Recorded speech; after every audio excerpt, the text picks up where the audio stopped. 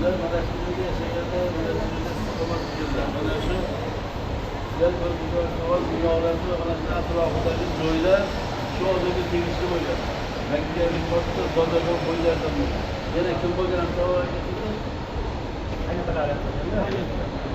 O'sha Rasululloh mo'minlar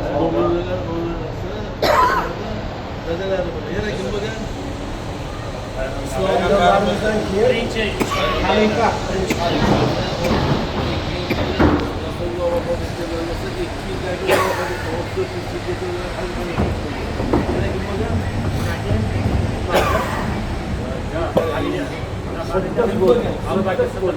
Yo'q, bu odam yana kim bo'lgan? Islom tarixida yana qanaqa mavqega ega bo'lgan? Amiral Mo'minin. Endi qaranglar, birinchi bo'lib islomni qabul qilgan. Rasulullohning oldilaridan chiqishda hech shak shubhasi o'ylanmasdan qabul qilgan. Birinchi. Erkaklardan birinchi qabul qilgan odam Rasulullohga sudib qiladi. Yana g'or do'stlari va hokazo mana islom yo'lida butun mol dunyosini sarf qilgan. Islomni rivojlanishi uchun juda katta hissasini qo'shgan. Butun boyligini Rasulullohning oyoqlariga tegirgan inson.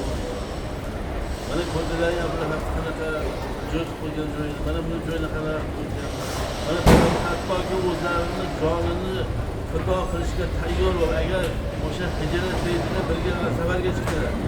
Agar shu o'lganlarni o'ldiradi ularni.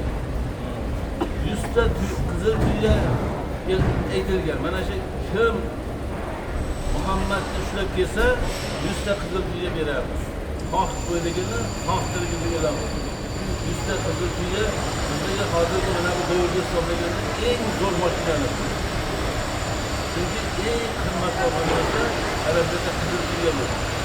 Mana shunga o'zlarini jonini hattoki shu xudo qilishga tayyor bo'lgan holda mana bungacha berib ko'rsatdilar.